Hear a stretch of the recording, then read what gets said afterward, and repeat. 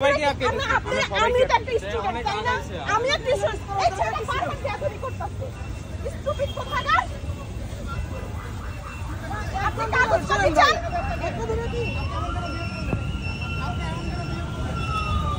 আপনি ডাকছে হেরে ডাকছে। এত জন্য বলা তো দরকার নেই ভাই। আমি তো বলছি। আচ্ছা ভিতরে আমার ভয় খারাপ লাগছে। আইসেমি করে। না সে কি একটা স্টুডেন্ট নাকি? আমি স্টুডেন্ট না।